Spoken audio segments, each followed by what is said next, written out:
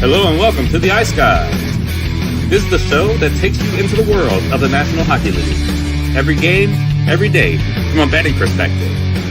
With pro sports handicappers, Ian Cameron, Alex B. Smith, and various guests from the world of hockey and sports betting. And now, here's your host, Ian Cameron.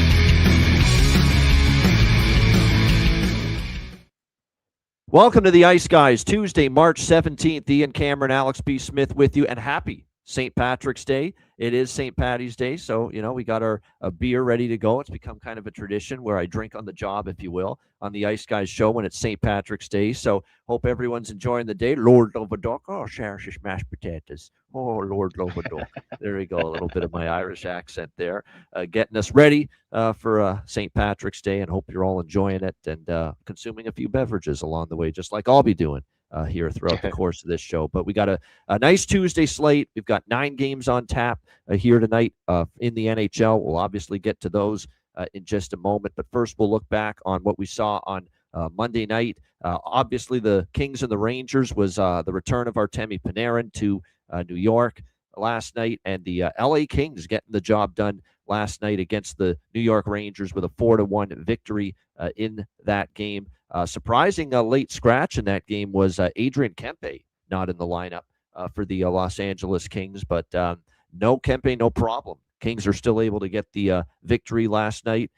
Pretty quiet night from a point standpoint. Did have an assist on the Drew Doughty goal, Artemi Panarin, but just the 1 point for him. I don't think he minds. I think he's happy his team got the victory. A very important 2 points for the LA Kings as well, as they try to continue to hang in the wild card race.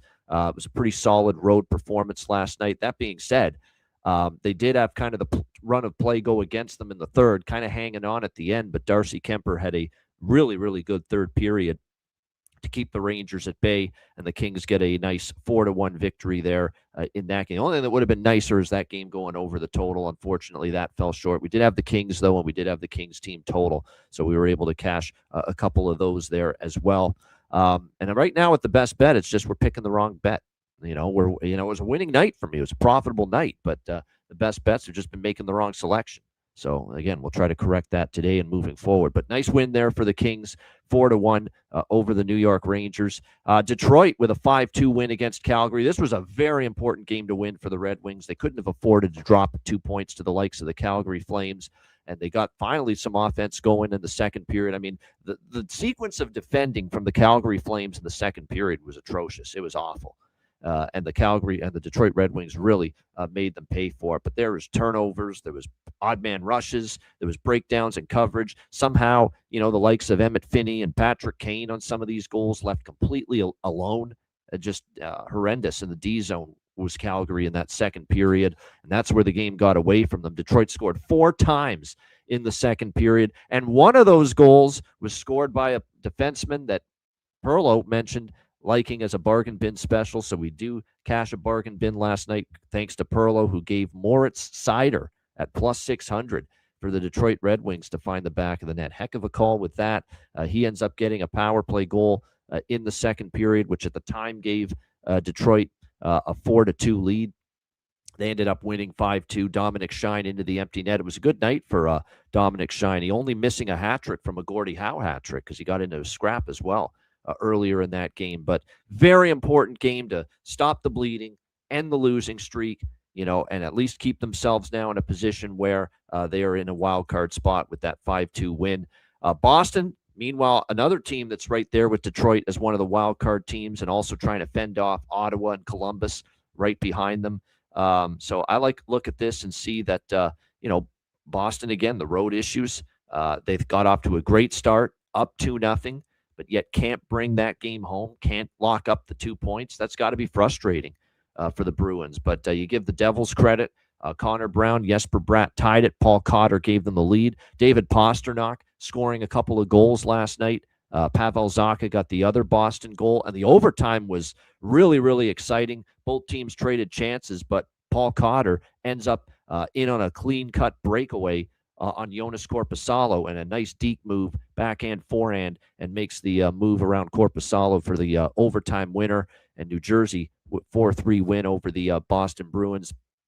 We did have the over. We like them. These New Jersey games right now, they are playing a very much an over pace. I mean, they're scoring goals. They're generating some quality chances.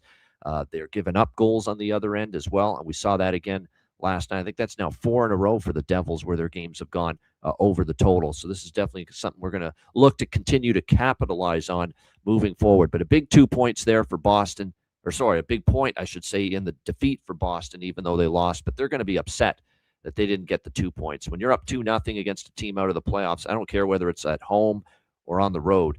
You got to try to be able to bring that game home. They were not able to do that.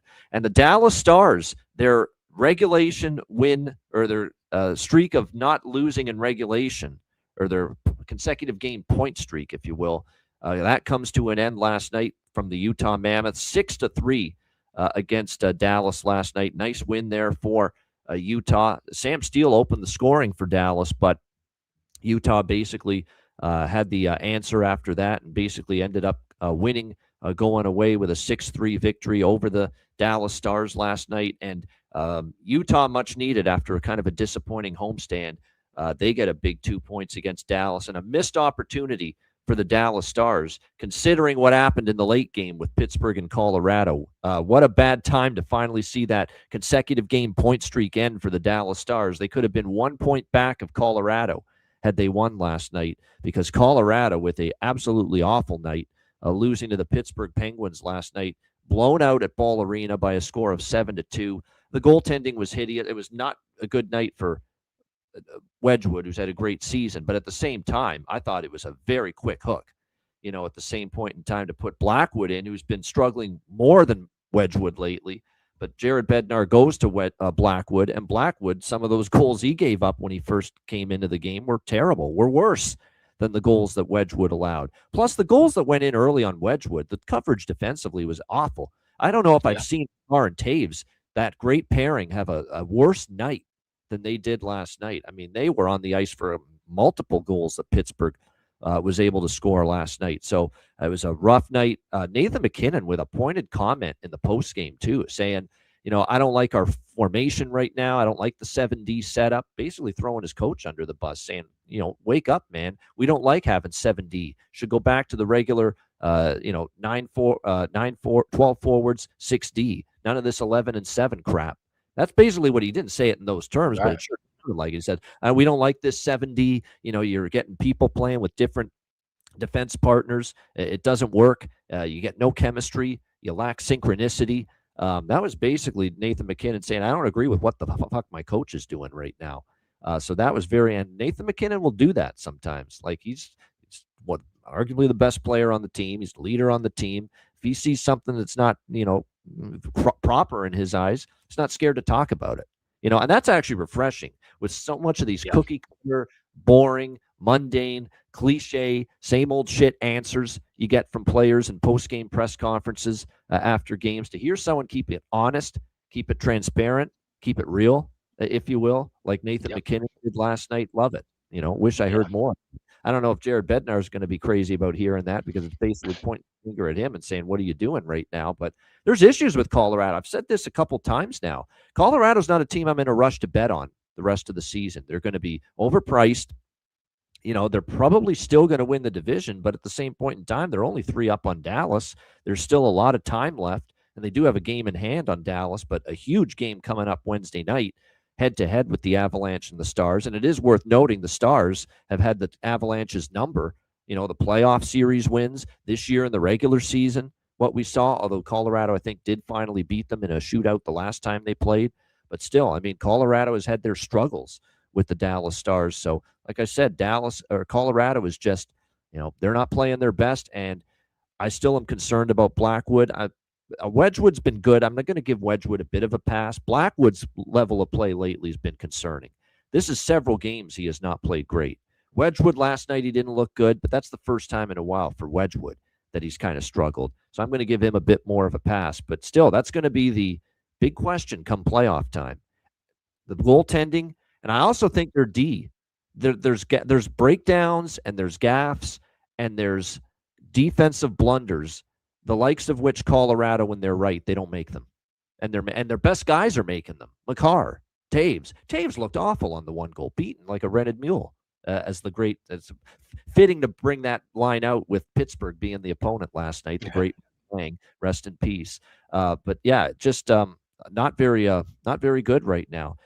Injuries, I get it, Jonathan, but I can't just. That's an excuse. I mean, the injuries. I mean, the Landeskog and Colton and Lehkonen, yeah, important forwards, but that doesn't excuse Taves and Makar from looking awful last night in that game. And that's been an issue at times for this whole core defense. Josh Manson had a bad night. Nobody had a good night defensively last night for the Colorado Avalanche as Pittsburgh goes in there and dummies them. Now, there was a good deal of puck luck for Pittsburgh. Some of those goals were seeing eye shots, and they got the right bounce. And, there were some weird goals that Pittsburgh scored too, but Pittsburgh made their own luck too because Colorado just position-wise defensively, that's as bad as I've seen them look in a game.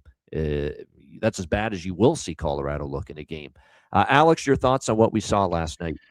Yeah, it's interesting. We've now seen over the last week the top four teams in the Central kind of show their flaws and weaknesses heading into this postseason race. We talked about it with Minnesota over the weekend, the bad passing. We've seen Utah lose some important, points and drop games to a team like Chicago. And now to have both Dallas and Colorado have some bad games last night, and said Dallas missing out on a chance to get two very important points that would set them up to possibly leapfrog over Colorado tomorrow night. But when I look at the futures board, I'm seeing a plus 1100 at FanDuel for Dallas to win that Central. Both teams have fairly easy schedules down the stretch. If you like Dallas to win that game tomorrow night against Colorado, I wouldn't mind grabbing a little piece of that plus 1100 because it wouldn't shock me, like you said. We've seen Colorado play well all season long. And for them to have a slump right now wouldn't be the craziest thing in the world. It would be expected. They haven't really had a slump yet. This has been kind of the low point of their season. They just want to get in and be ready for game one, round one. They don't necessarily care about winning the Central, winning the West. I'm sure they'd like to at least have home ice, which I feel like at this point we could say it's a matter of Colorado or Dallas being the top two teams in the Central Division. But Dallas, with the run that they've gone on, both teams coming off of bad losses, it would not shock me for Dallas to go on and win Wednesday night and maybe continue their run where Colorado could maybe a team where, against some of the other games, we see them kind of take some time off. Maybe they start giving Blackwood more starts, realizing, hey, we got to slow Wedgwood down here down the stretch so he can be fresh and ready for game one, round one, especially if the defense isn't playing well. So there may be some strategy to that, and that may have been the reason why we saw Colorado just kind of except for lack of a better term, quit last night. And you have the early move to take Wedgwood out, put Blackwood in. That's more of maybe giving Wedgwood a rest necessarily than just trying to shake things up and trying to win that game. So I think Bednar may be playing the long game in that aspect. And even with the 11-7. Now, if your players are saying we don't like that, then obviously you guys need to have a conversation and make those changes. But I'm sure I think there's going to be a talk happening today with Coach and Nathan McKinnon after what he said last night. No way Bednar's not going to hear that. Yeah. Right. But I'm sure that was probably Bednar's initial thinking is just that, hey, let's utilize our depth a little bit here and give some guys a little bit of rest down the stretch. And that's something that we always talk about, the strategy of teams who are out of it. But for teams who are in it, they have to balance that stratosphere of, okay, yes, we still need to lock up our playoff spots, whether it be just getting in the playoffs, division, conference, what have you.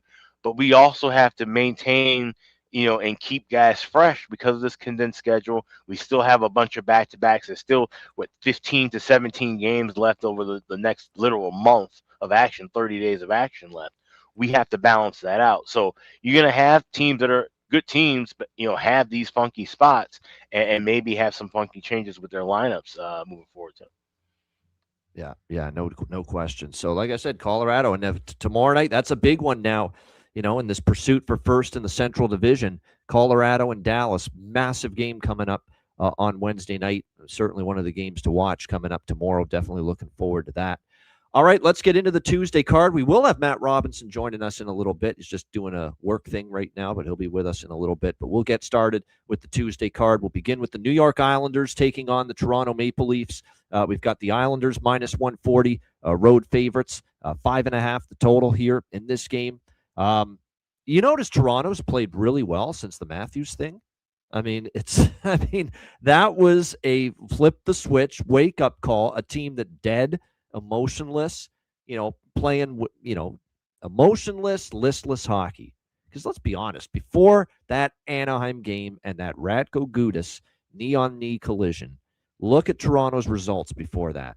They had lost 8 in a row. They had looked terrible in doing so. They had been caved in the first period of all these games, getting badly outplayed, and then they're on their way to losing against Anaheim because they were down 3-1 at the time. Then the Gudas Matthews thing happens. It gets everyone fight. Well, they didn't respond right away, but in the third period, obviously, something was said in the second intermission, and it was a bad look. And from the third period of that Anaheim game onward, they obviously come back, beat Anaheim.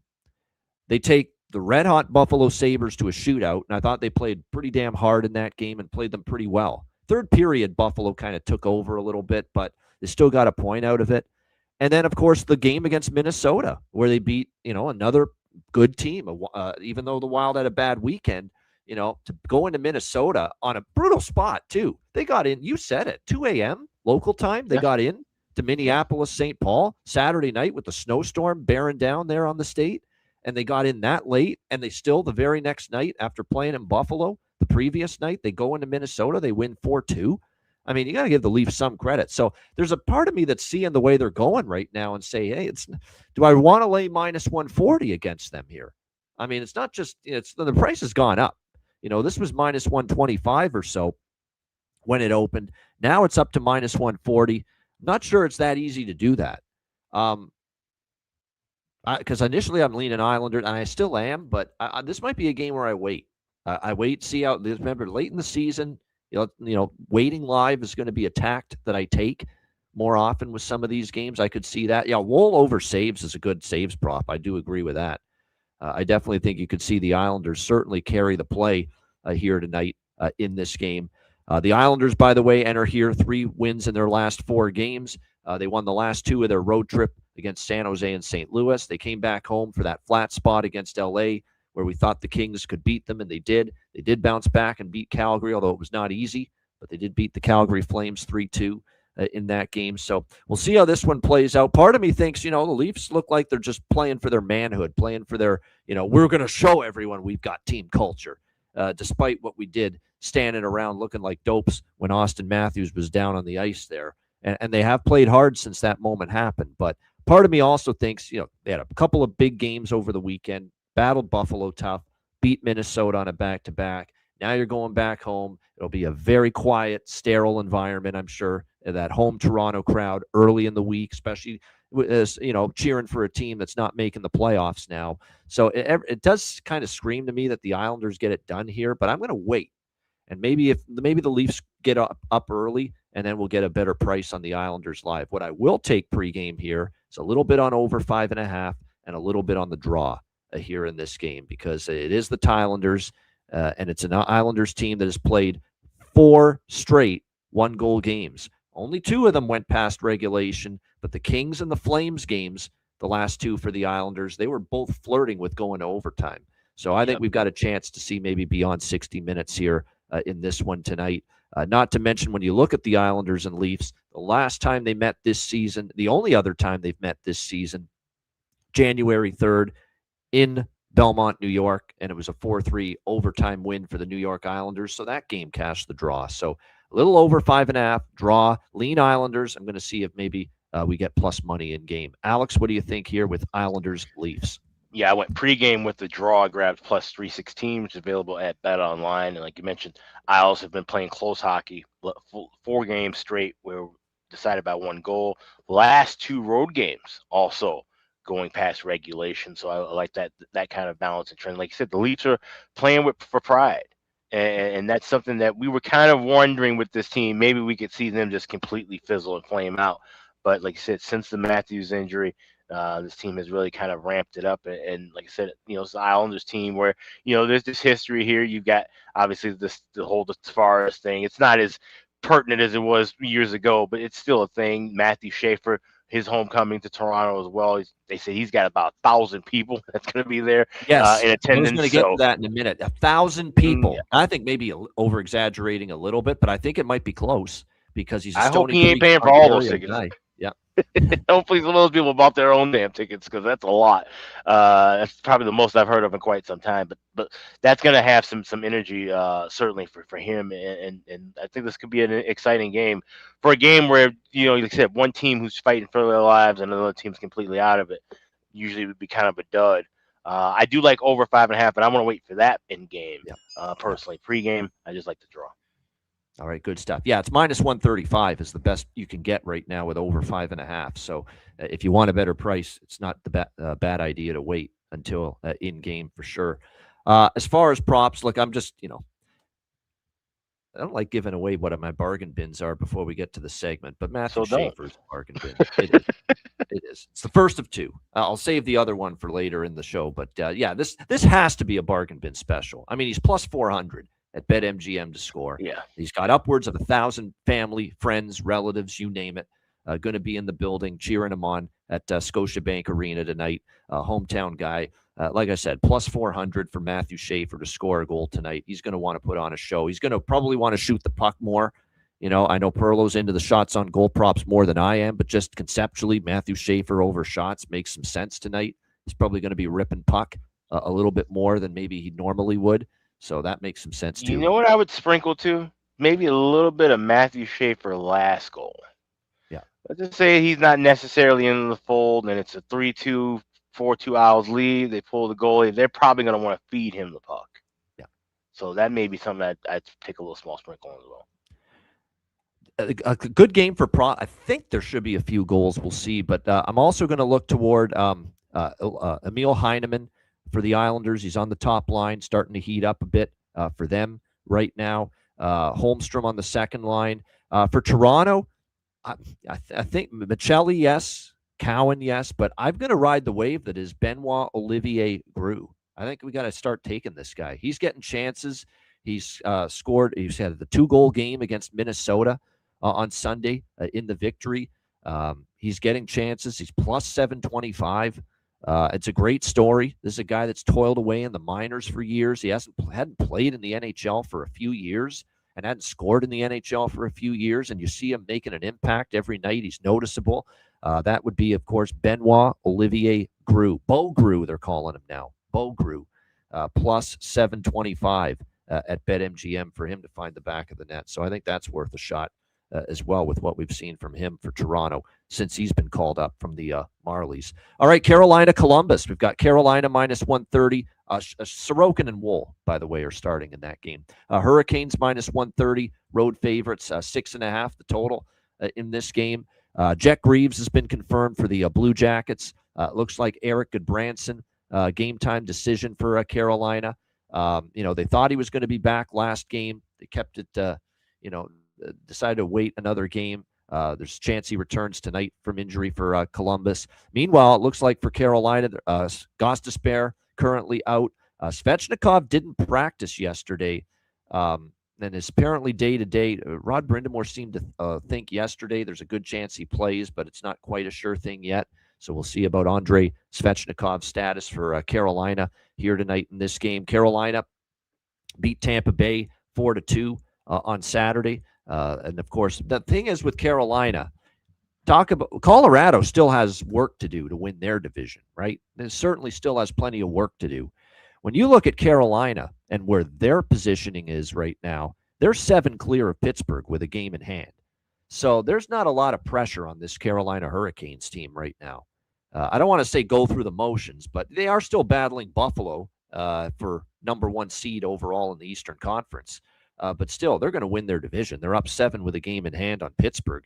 It's not going to be a be-all, end-all, balls-to-the-wall effort every night for Carolina. You're going to see nights where they kind of look dopey, like a Colorado did last night. I'm not saying tonight's the night, but I think there's possibility this could be one of those nights. Not to mention they have struggled at Nationwide Arena. Columbus has beaten them in this building 3 straight times.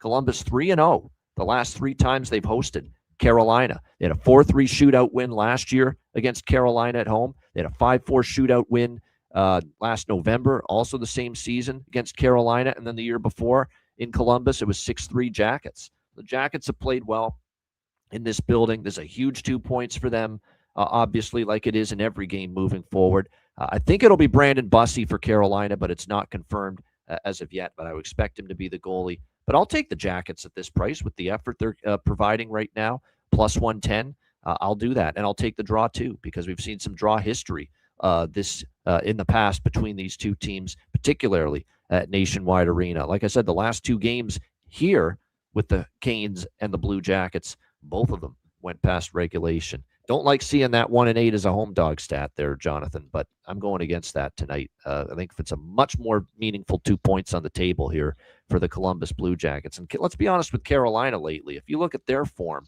they beat Tampa, they beat Pittsburgh in a shootout, but they blew a 4-2 lead, had to rescue it. They lose to Calgary on the road.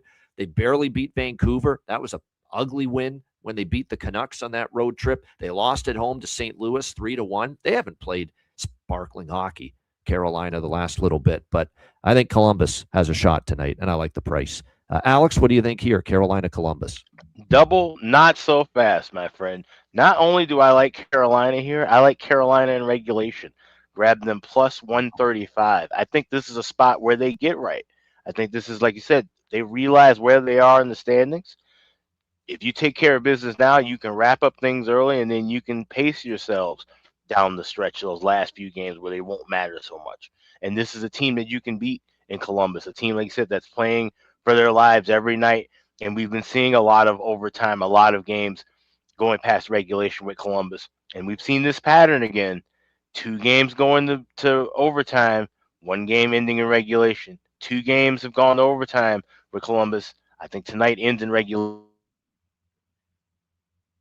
And I think it's a loss for Columbus here. I think we see Carolina with a strong effort, like I said, Bussey start. I think Bussey gets back on track as well. So plus 134, Carolina went within 60. Yeah, that. By the way, this is the first time we're going into a Brandon Bussey start where he's off back-to-back losses. He has not lost consecutive starts until these last two, St. Louis and then the Calgary game at the end of that road trip. So, and like I said, we've seen a little bit of a step back in his form after the Olympic break. Can he get it back? We'll see. He was certainly spectacular before the Olympic break, but there we go. A little head-to-head. I like that. It's nice for a change. Carolina for Alex, Columbus for me. As far as props for this, and the draw, by the way, for me. So it's really direct competition because it's Carolina in regulation and it's Columbus in the draw for me. So Carolina in regulation for Alex. As far as props here in this game, what do we got here? A couple that stand out here for Columbus. Let me just take a look here. There we go. Get my. Coming back to Garland. I'm going to Kent Johnson too. Kent Johnson has had some good chances of late. So Garland, Johnson, Marchment too on the top line. I think might be worth a look. On the Carolina side of the equation, when you look at their lineup, it'll be interesting if Svechnikov doesn't play. What changes are made for the Carolina Hurricanes? But certainly when you look at, so that's going to factor into some of the decisions I make as far as their goal props. But Jordan Martinook, has scored in 2 of the last 5 games and scored the last game. Jankowski had started to score in a couple of games. So those are a couple of props I might be interested in for the Canes. Jonathan alluding to Marchenko, 9 goals in 10 games versus Carolina for Marchenko. So he certainly had a lot of success against this team in the past. We'll see if that continues tonight. All right, Boston, Montreal, original 6 rivalry. Montreal minus 150 to minus 160, home favorite, 6.5 the total. Shaded to the under here in this game. Is a massive game, obviously. It goes without saying. Bruins, the second wild card team right now in the East, 81 points, only 2 ahead of Columbus, 4 ahead of Ottawa. So still there's work to be done for Boston. And Boston, though, is only 1 back of Montreal. And if Boston beats Montreal in regulation tonight, Montreal becomes the team with the target on their back and would fall to the second wild card spot, the team that Ottawa, Columbus, and others would be chasing. So this is a massive, massive 2 points on the board tonight for the Bruins and the Canadiens here in this one. Boston on a back-to-back, Boston on the road. Both of those factors make me very reluctant to back the Bruins, and we know the road woes have been evident. What are they now? I've got them now 1-8. 1-8 in their last 9 road games. And on a back-to-back on the road for the Bruins after that 4-3 loss to the New Jersey Devils last night. We'll see what happens here in this one. That being said, while I'm not really all that excited about taking Boston, Back-to-back on the road for a team that's been bad on the road. Montreal just dropped 2 straight home games over the weekend to the California duo. Anaheim and San Jose losing 4-2 and 4-3 in those games. And their defensive coverage has just not been great during this stretch. It really hasn't. So we'll have to see what happens here. They're trying to say we've got to play better defense, better and more responsible in our own end. That's basically the rhetoric and the mantra, if you will, the mission statement following that game against Anaheim on Sunday. So we'll see about that. I think it could be low. I don't know why. I just feel like this could be a tighter, lower scoring game. I know that these teams are capable of scoring, but I think New Jersey kind of dragged Boston into more of a back and forth affair last night. I could see Montreal trying to tighten things up a little bit tonight. And we do have the better goalie for Boston. Jeremy Swayman's been very good lately. They saved him for this game.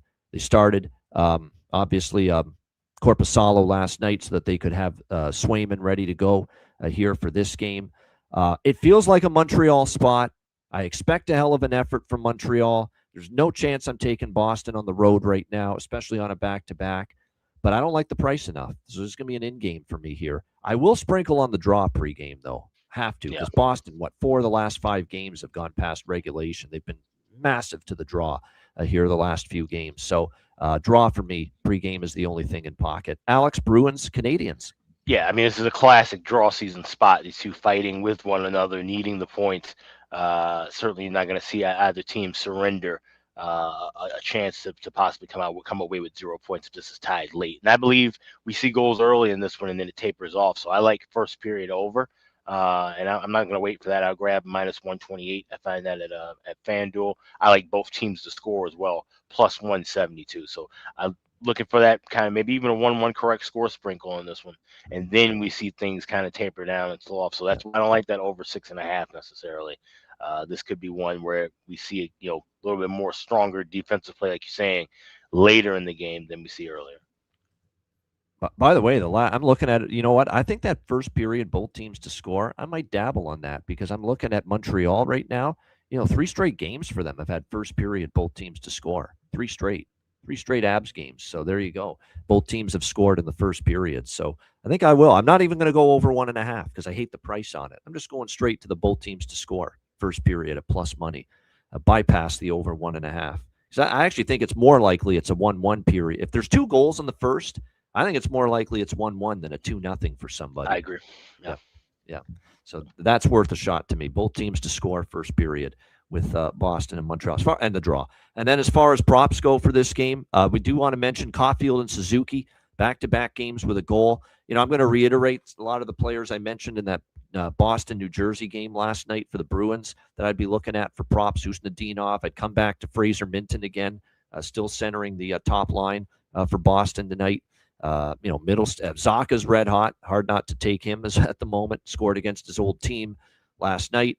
Kapanen too, I think, for Montreal. Oliver Kapanen on the second line for the Habs. If I'm not mistaken, too, I've seen Kapanen find pay dirt in the past. No, he hasn't against Boston, but still, he's had some success. Arvidsson, by the way, has had a lot of success against the Canadians in the past. So we'll see if he continues. Usnadinov? Yes, that's why I'm not abandoning ship on him, Aaron. He's on the top line, and there you see it. He's had success against the Montreal Canadiens. So Usnadinov and Minton are still my favorite props here in this game tonight for the Boston Bruins. All right, I believe, wow, we have ourselves some breaking news that we need to alert people of, and this is significant. This is breaking news from the Ice Guys.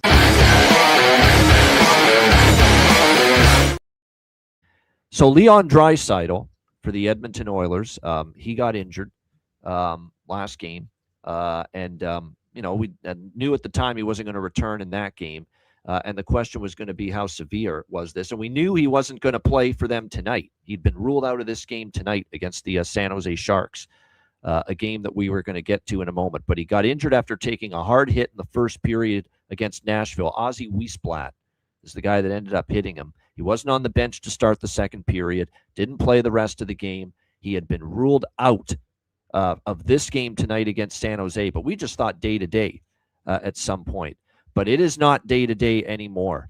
The Oilers just made it official and announced that Leon Draisaitl is going to miss the rest of the regular season with a lower body injury. Now, they didn't say playoffs. They just said regular season. So that's, I guess, the glimmer of hope that you have if you're an Edmonton Oilers fan, that he can be back in the Stanley Cup playoffs. But that's certainly not the news anybody would want to hear if they're associated with the Oilers, players, coaches, management, fans. Very, very disheartening news. Leon Draisaitl out for the rest of the regular season, Alex, lower body injury. Yeah, I mean, it's kind of a good thing if they're saying, okay, he's going to be out for the rest of the regular season, meaning he could be ready for round one, game one of the playoffs. But his absence could mean that they aren't even in the playoffs at all.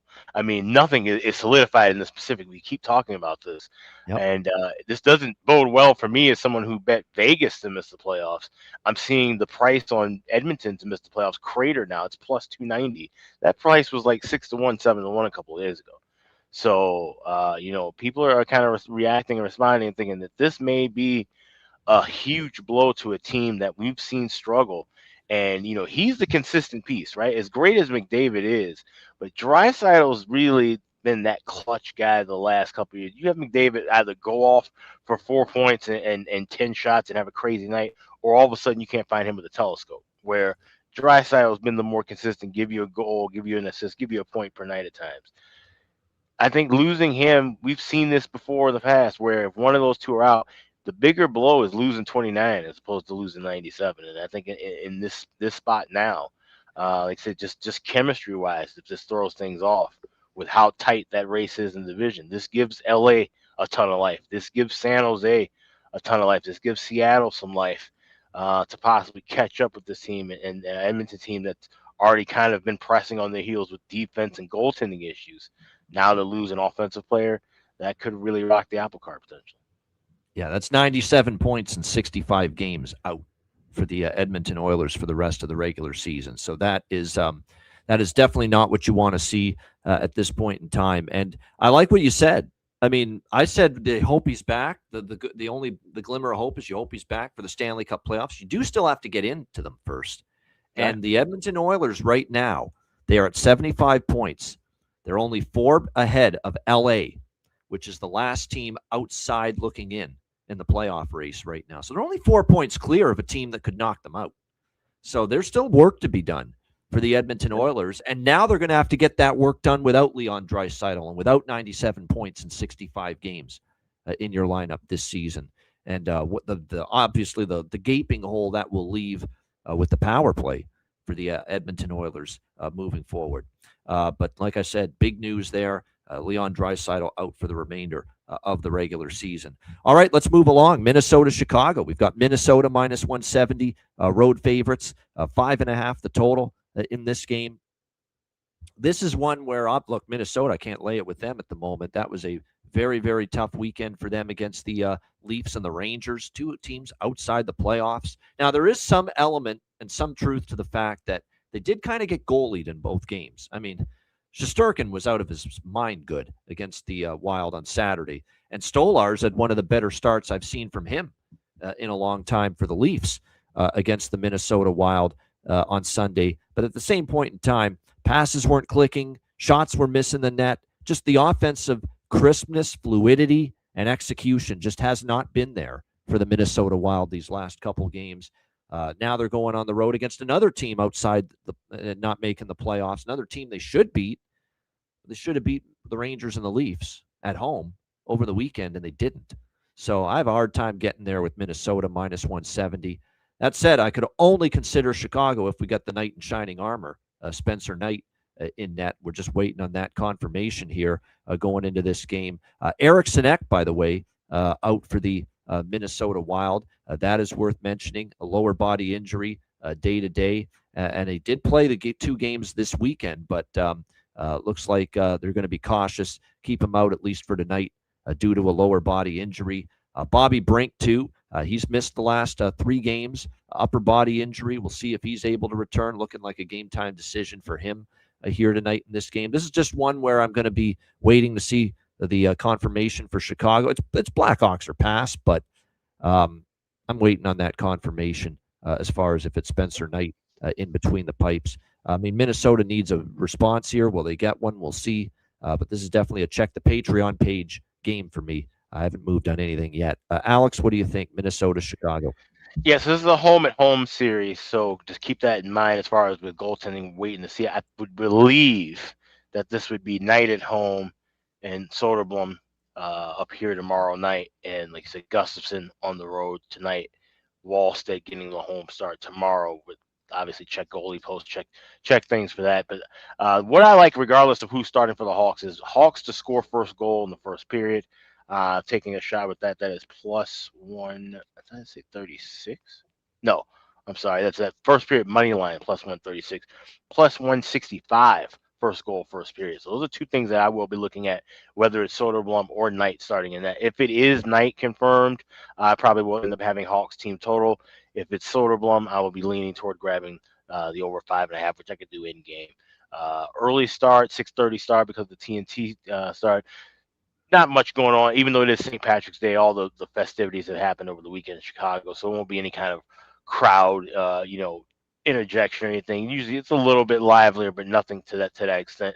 It should be a lively crowd just because it's a rival coming into town. But like I said, with that being said, the Wild are in poor form. Lean with the Hawks, but just first period looks. First period money line, first period, first goal. And like I said, we'll be looking at the over 5.5 if it's Soderblom.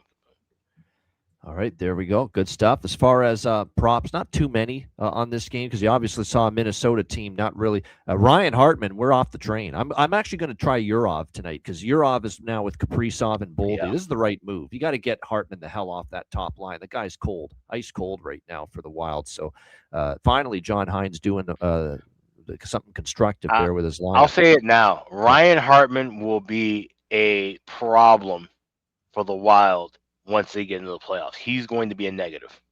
Yeah, he's had a rough go of it. He almost looks like he can't keep up with this increased pace, too, that we've seen from the Wild with Quinn Hughes now on the team. He looks a little step behind everybody sometimes when I see him out there for a shift, and that's a problem. That's a concern. By the way, this will be for Nick Foligno, a chance to face the team that he captained, of course, the Chicago Blackhawks. So if you want to buy into the former player angle, you could do that. Maybe and look toward him as far as a goal prop in this game. On the Chicago side of the equation, just looking at some of their head-to-head numbers here against the Wild. And when I look at it, it's funny. Levshinov, the defenseman, has actually scored multiple times against Minnesota. Not think that necessarily. And Spurgeon, for some reason, has scored a lot against Chicago in the past. So a couple of defensemen that have been able to make some hay as far as finding the back of the net. I'd probably look in that direction with maybe Nazar, too. He's had some success, and he's also scored in 3 of the last 5 games for Chicago. So it could be a Frank Nazar kind of night on their side as far as a goal prop is concerned. I'll be on Brink, too, if he's in, but that's a big if. We thought he might be in last game. We thought he might be in the game before that, and he wasn't. But if he is, we may look to Bobby Brink. All right, Nashville and Winnipeg. We've got Winnipeg -130, home favorites, 5.5 the total in this game. Winnipeg Jets. Suddenly a team that's popped their head back into the race, 5 points behind the Seattle Kraken and the LA Kings, who are tied for that second and final wild card spot in the Western Conference.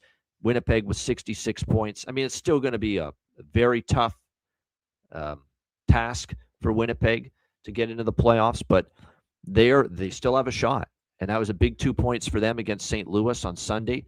We'll see how this one plays out in this one.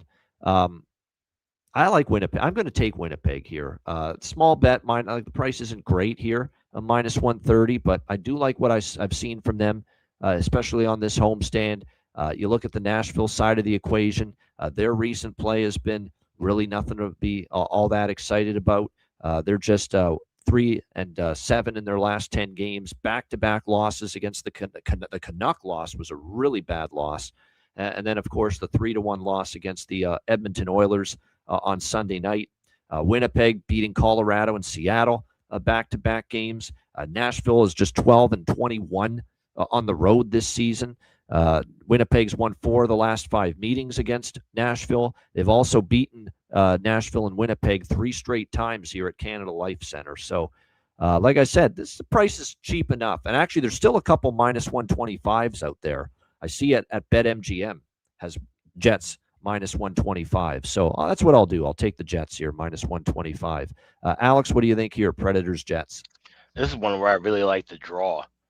He says these are both teams that are still have some life, still kind of clinging on to hope and playing one another. I could see this one being a close battle, kind of a playoff kind of battle. So plus 318, I did grab a piece of the draw. I was just trying to check and see if I could find. Winnipeg to win in overtime, plus 500 at FanDuel. That market's up for certain games, not all games. So you have to check around, but it's available here. So Winnipeg to win in overtime or shootout, plus 500 to go along with the draw, plus 318. All right, good stuff. Kyle Connor with goals in 3 straight games for the Winnipeg Jets. Matthew Wood has scored in 3 of the last 5 games for Nashville, so he's probably got a little bit of value right now as far as goal props are concerned for them. Velarde's been stepping things up a little bit lately as well. So those are some props there for goals in that one with the Predators and the Jets. By the way, it's already been confirmed. Saros for Nashville, Hellebuck for Winnipeg. No real surprise. All right, we mentioned the big Leon Draisaitl news, out for the rest of the regular season. His Edmonton Oilers will look to pick up the slack without him starting tonight as they host the San Jose Sharks. Edmonton minus 170, home favorites. 6.5 the total here in this one. I'm not laying minus 170 with Edmonton. That much I know. And you look at this now. Here's the thing now. I have not bet this game yet, but I was certainly interested in San Jose. I actually might be less interested in San Jose now after the the Leon Draisaitl news. How many times do we see it? First game after you lose, one of your best players, everyone steps up, pulls up the bootstraps, and you win that first game. It happens a lot, especially in the NHL and especially in the NBA. I have seen it quite a bit. So I don't know if I like San Jose as much, believe it or not. I probably would have preferred it if we didn't hear this Leon Draisaitl news and he was playing tonight, as opposed to him not playing and now being ruled out for the rest of the regular season. But still, it's still San Jose or pass. I can't take Edmonton, can't touch Edmonton at minus 170 at a price like this. There are some injuries, though, for San Jose. Ask About Me is still day-to-day. Yaroslav Askarov, so Alex Nedeljkovic will get the start here tonight. Chernyshov, too. There was a very scary incident the other night against Ottawa. Against Montreal, rather. Took a big hit there, didn't play against Ottawa. Looks like he might be out again. Same with Wenberg. He may not go for the Sharks here tonight either. It's just one of these deals where I've just seen this kind of a situation transpire more than enough times to know that, everyone's, the common person might think, no Draisaitl, Edmonton's going to get buried tonight. And often it's the reverse. You lose one of your best players, you get terrible news like this. And in that first game, you overcome it. You exceed expectations and everyone does a little bit more and you find a way to win.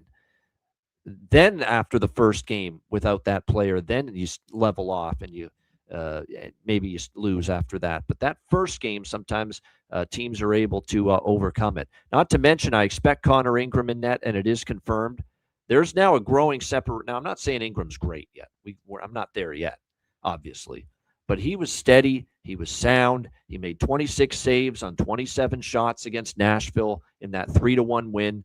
Edmonton's trying to play better defensive hockey. They brought back Paul Coffey on the assistant coaching staff for that very reason, to work on this team's game in their own zone and try to fix it, try to make it better. For that reason, too, I'm not on over. And there's no way I would touch over now at minus 150 on the 6.5. And I'm even seeing it at 7, at some books. No way. And I actually think this could be a bit of an under. Because I think San Jose is going to be pissed that they gave up 7 goals against the Ottawa Senators. And look, a lot of that was Brossoit was rusty as hell against the Sens in his first NHL start in a very long time. But I know they're not going to be thrilled with the defensive coverage in that game. So I just got a sneaking suspicion. And these 2 Ingram starts in a row have gone under the total. Edmonton-St. Louis was an under with Ingram in net, and Edmonton-Nashville was an under with Ingram and net. The overs have been with Jari, and we're not going to see Jari anytime soon if they keep winning and playing better defensive hockey and they do a better job keeping the puck out of the net with Ingram and net, which they've done the last couple games. So this is a pass for me we'll play in game if anything. Alex, what do you think? Sharks Oilers.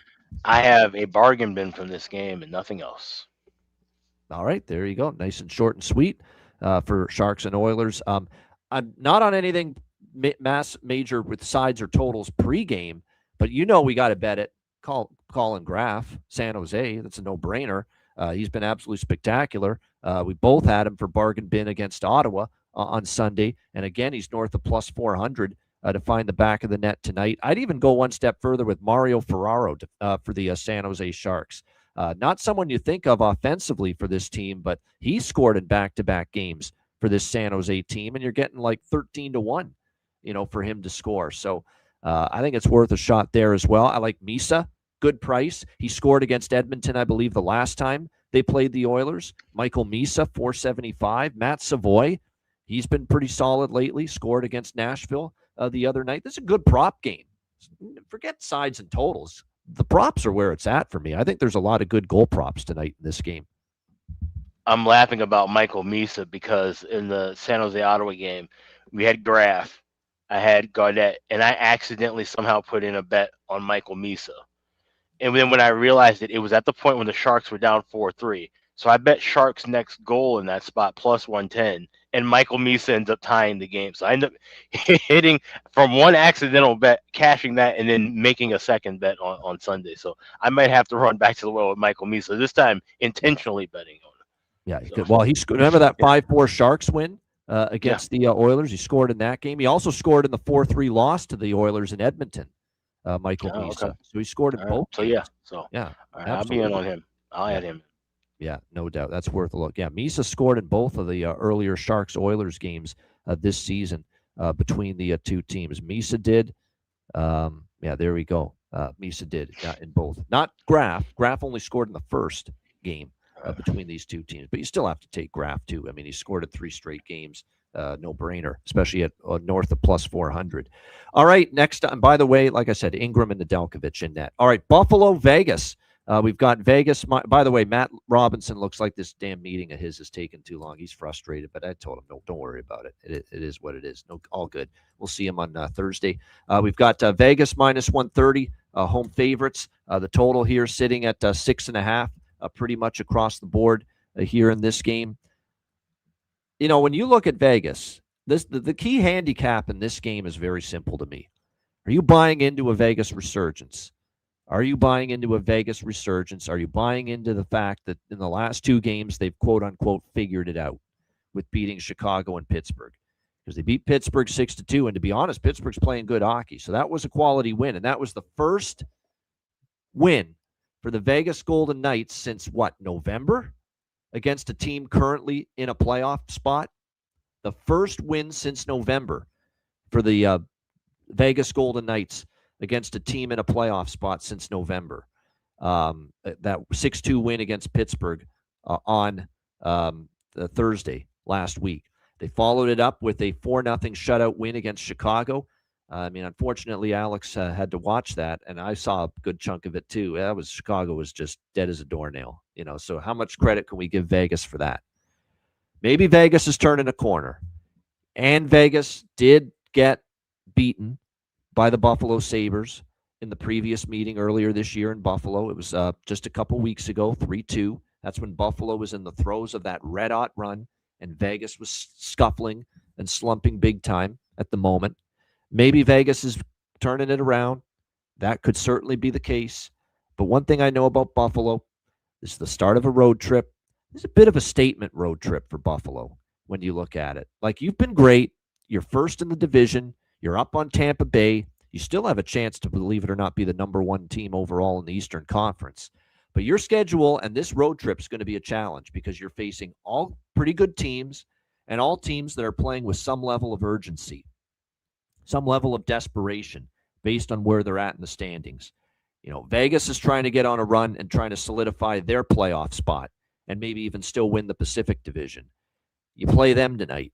After that, you play the 3 California teams. You play Anaheim, also battling for a playoff spot and first place in the Pacific Division. You play LA, who are battling for their playoff lives and a wild card spot. You play San Jose, same thing, battling for their playoff lives. So this is definitely a very big road trip for Buffalo, if you look at it, because they're going to run into teams that need points desperately. All four teams that they're going to play on this road trip out west: Vegas, San Jose, LA, Anaheim.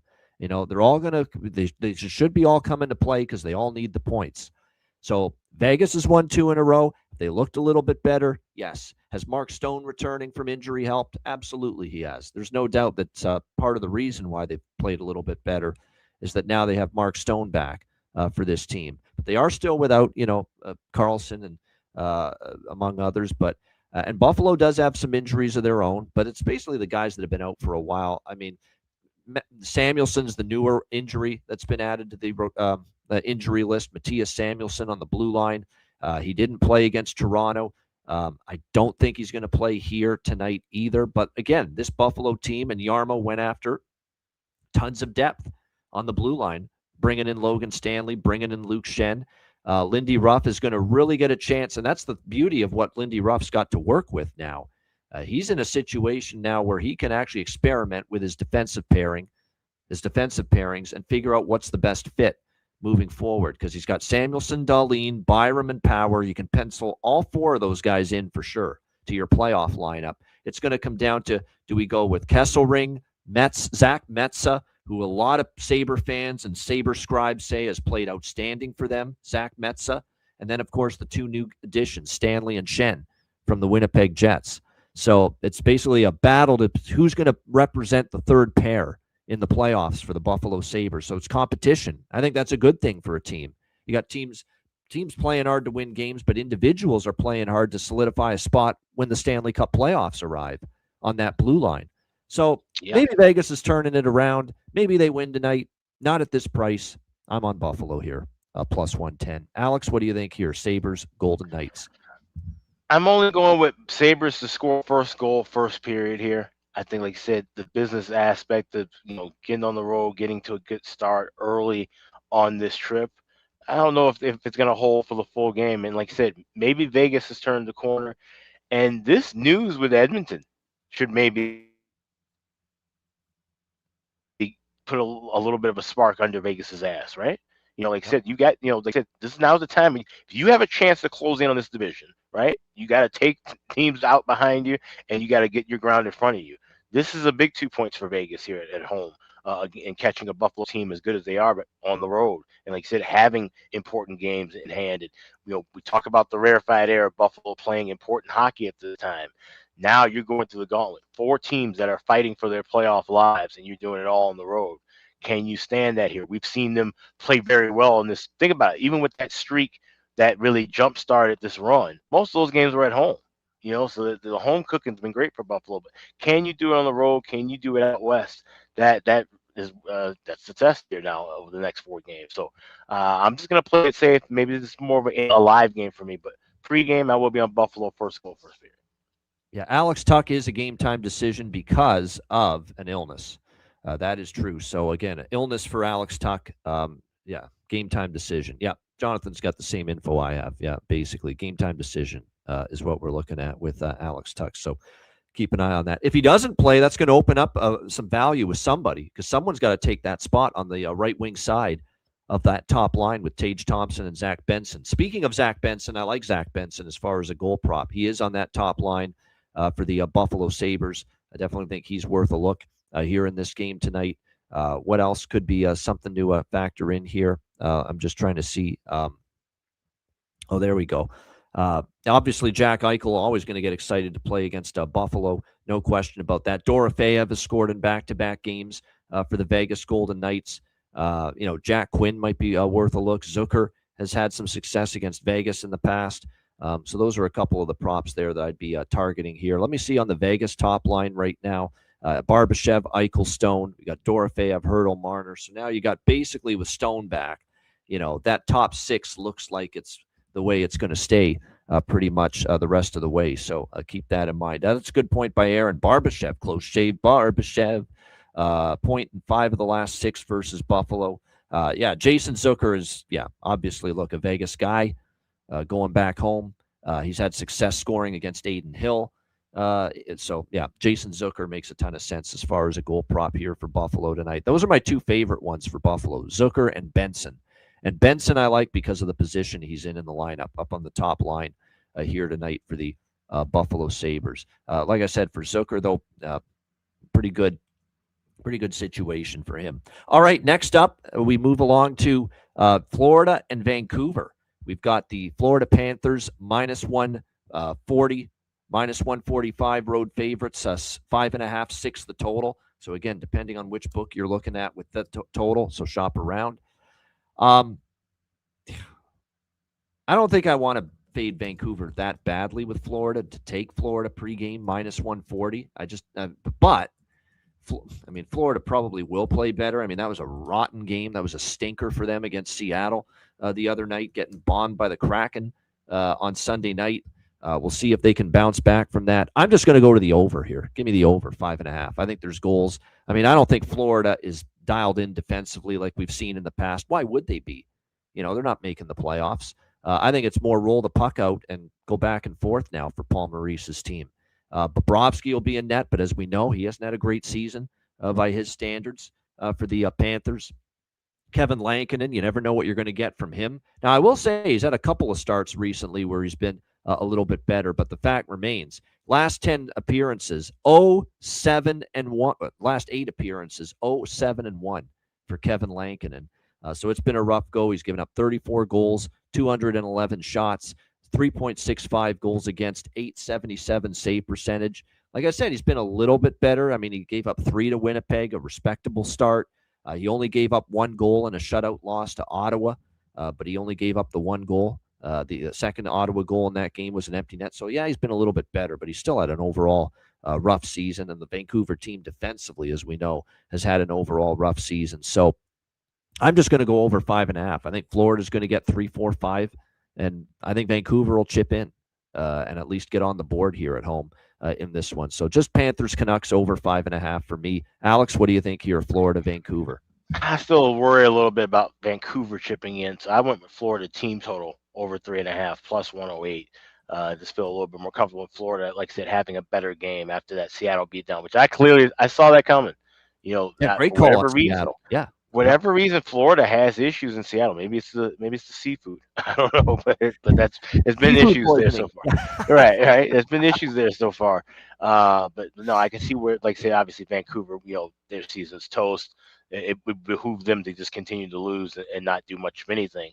And this is a Florida team, like I said, they still will play with pride after a bad loss. Should be able to get 4 goals here. Like I said, Lincoln has been awful. So give me Florida team total. All right, Florida team total for Alex here. I'm going to go with Marco Rossi. I told you, Marco Rossi, if he finally scored a couple games ago, and wouldn't you know it, he also scored in the last game for Vancouver against Seattle. So all of a sudden, it's back-to-back goals for one of the big pieces going back the other way to Vancouver in the Quinn Hughes trade, Marco Rossi, who has now scored in back-to-back, and you're getting a pretty good price there, plus 420, plus 425. Keep in mind with Florida, Sam Bennett is a game-time decision, may not play. They're still going to be without Reinhart. They're still going to be without Marchand, of course.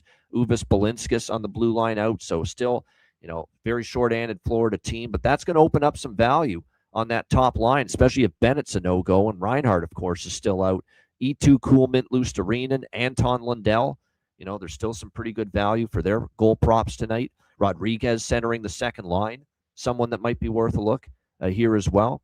So those are a couple of goal props for me on the Florida side that I'd be taking a shot with here.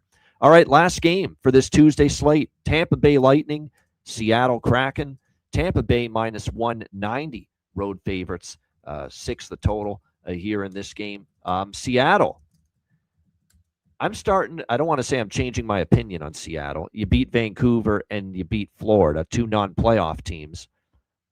So we can't go crazy about the couple of victories over the weekend for the Kraken. But what I can be impressed with, this will be the true test, right? How do you fare against Tampa Bay? One of the better teams in the NHL. But what I am impressed with Seattle is that they've got a little pop offensively right now. They've got a little zip offensively right now. They look threatening again.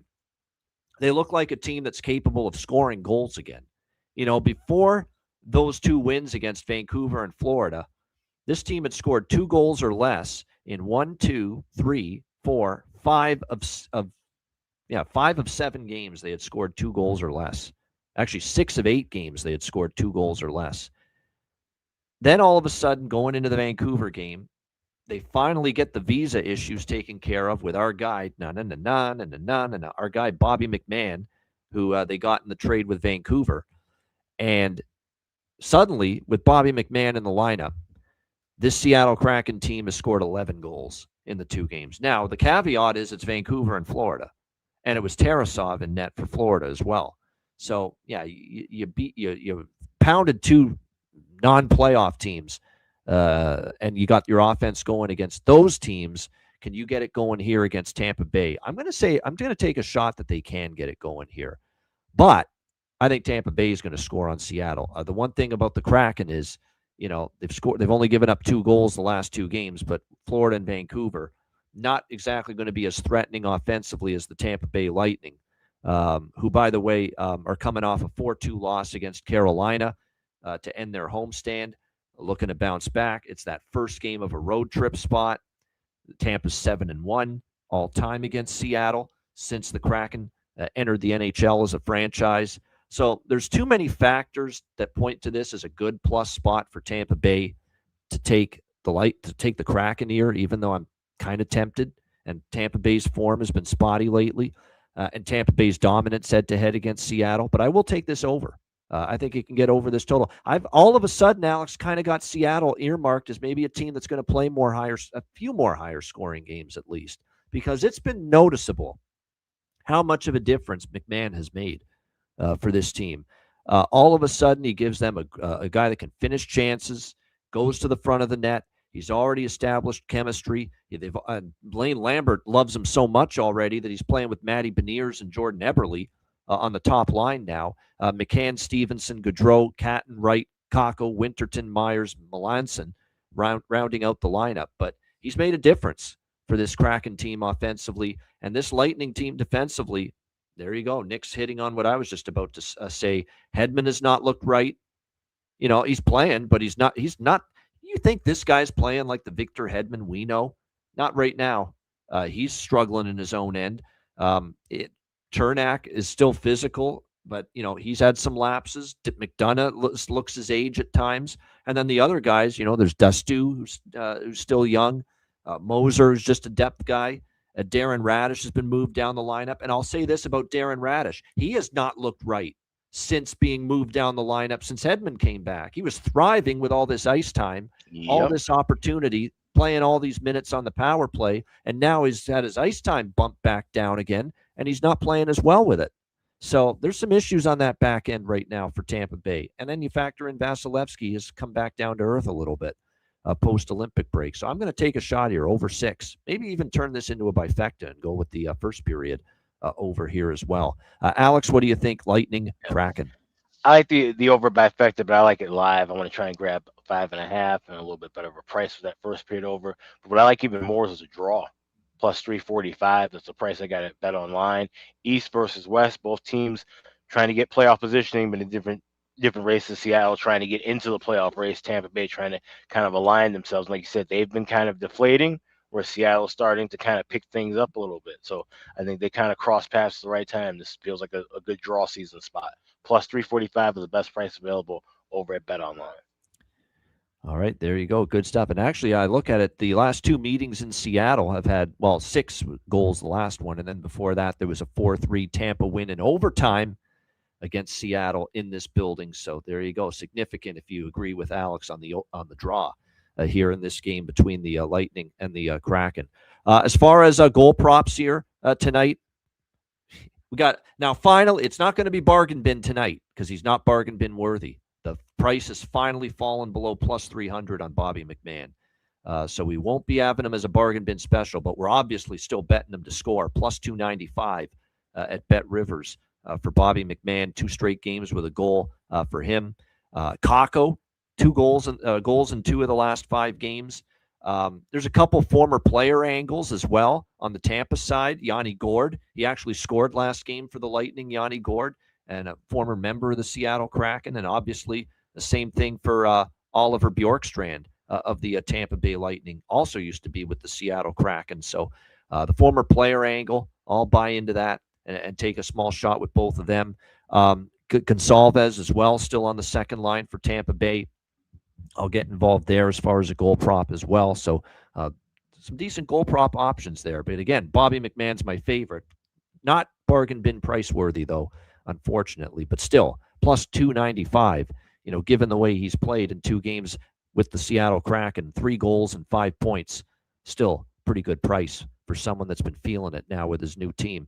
All right, shout out to everyone in the chat at the like button. We appreciate it. 400 live viewers, man. We appreciate it very much. Hope you're enjoying it.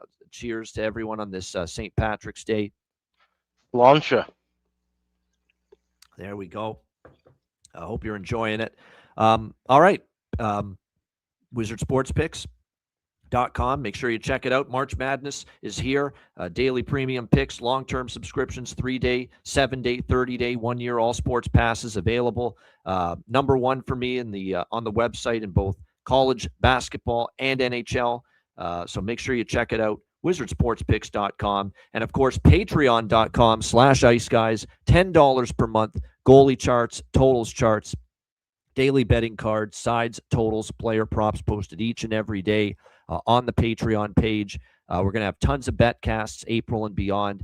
And also the $50 off 1 month all sports subscription at Dub Club with me is still there for the Patreon members. Patreon Ice Guys members only for the $50 off discount to the Dub Club for those of you that want March Madness and NCAA tournament and NBA picks and UFL picks when it starts next week and MLB when it starts next week. So make sure you take advantage of that. I'm only offering Dub Club at $50 off for 1 month to Patreon Ice Guys members. You're the only people that have access to that discount. So make sure you take advantage of it. $10 per month. Your membership goes a long way to supporting the show and keeping it going long term. $10 per month. Patreon.com/IceGuys. And also check out the Ice Guys store at iceguys.myspreadshop.com. We've got hoodies, we've got caps, we've got t-shirts, we've got mugs, we've got all kind of great items with our wonderful logos. So check it out right now. That's the Ice Guys store at iceguys.myspreadshop.com.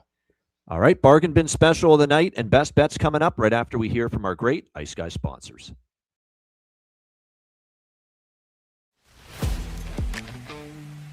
Wizard Sports Picks, featuring the finest handicappers in the universe.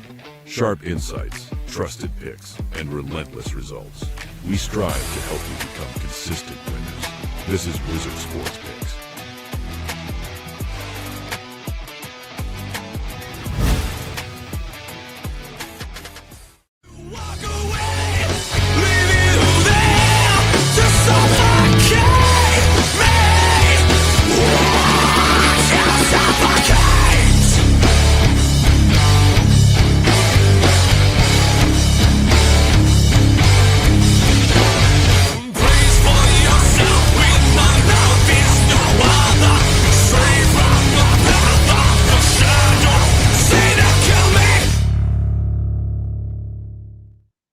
All right, bargain bin special of the night. I want to mention one that Aaron threw into the chat. I didn't mention him, but the more I was thinking about it when he posted it, Evan Bouchard, anytime goal for Edmonton, plus 330. Now that Draisaitl's out, watch him shoot the puck more, especially on the power play. I could see that. I could see him taking the onus on him that I'm going to shoot the puck more and I'm going to drive the offense more now that we're missing the big German, Leon Draisaitl, and not having him in the lineup. So from that standpoint, just theoretically, I could see Evan Bouchard kind of thinking that. Like, I'm going to try to shoot more. I've got this ripper of a shot, the Bouch bomb, as they call it. So I could see him having a real chance to score more goals here in this portion of the season that they'll be moving forward, Edmonton, without Leon Draisaitl in the lineup. But bargain bin special of the night, we got a huge card to choose from.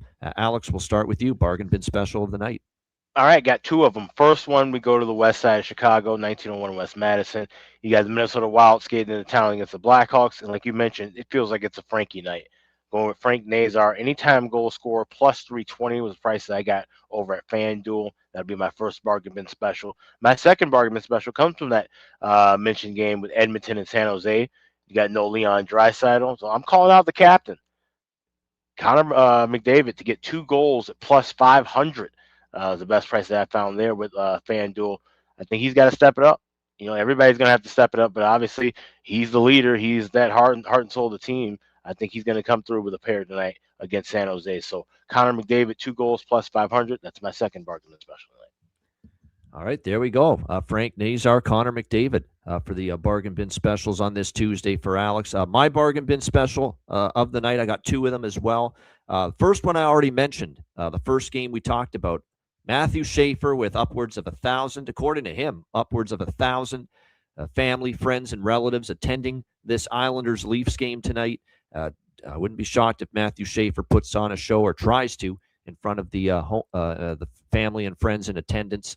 So Matthew Schaefer, New York Islanders, plus 400 for my first of 2 bargain bin specials of the night. The second one is going to be another guy going back to his hometown to play, Jason Zucker for the Buffalo Sabres, plus 300, right on the button at DraftKings, plus 300 with Jason Zucker. That's bargain bin worthy now that we see that price available. So Jason Zucker for Buffalo, plus 300 to go with Matthew Schaefer for the New York Islanders, plus 400 for my bargain bin specials of the night for this Tuesday. All right, best bets. Alex, what do you like for best bet? Original 6 matchup, St. Patrick's Day, 2 teams battling for playoff positioning. Give me Bruins, Habs, both teams to score in the first period. I think we're going to see some fireworks in the first 20 minutes, and I think both teams will at least get a goal. So Boston, Montreal, both teams to score in the first period. That's my best bet. There you go. Boston, Montreal with the for Alex B. Smith as far as best bet is concerned. My best bet here for this Tuesday, look, it's been a cold run. I mean, nothing else to say, but it's just been a factor. We've had good days where I've had a losing best bet overall with my personal betting. It's just we've picked the wrong game. Hopefully that's not the case tonight. I will go to that Winnipeg Jets money line, minus 125. I'm really starting to like what I'm seeing. Those were 2 really good wins. I was impressed with the St. Louis win. A game where you beat Colorado, you didn't have a letdown, you got the job done. I think Nashville's starting to fade the more I watch them, and I like what I'm seeing from the Jets. They sense it that they could still maybe sneak in. They've got a lot of work to do, but it starts with beating a slumping Nashville team. They've owned Nashville, especially here at Canada Life. So we'll go with Winnipeg, minus 125 against Nashville for my best bet here for this Tuesday night. All right, shout out to everyone. Thanks for joining us. Hit the like button. We appreciate it very much. And like I said, looking forward to the rest of the week and beyond. Of course, countdown's on. We're like a month away from until the Stanley Cup playoffs. So it's going to be right here before you know it. A reminder, the Ice Guys is live 7 days a week, Monday to Friday, 2 p.m. Eastern, Saturday and Sunday, noon Eastern. If you can't watch the show live, download the Ice Guys podcast in audio form on all major podcast platforms, Google Podcasts, Apple Podcasts, Spotify, Stitcher, iHeartRadio, Amazon Music, and more. Download the Ice Guys podcast when you can't watch the show live. For Alex B. Smith, I'm Ian Cameron. Have a great Tuesday night. Enjoy the games and good luck. Sláinte, happy St. Patrick's Day to everyone. And we will see you again on Wednesday, 2 p.m. Eastern, for another edition of the Ice Guys.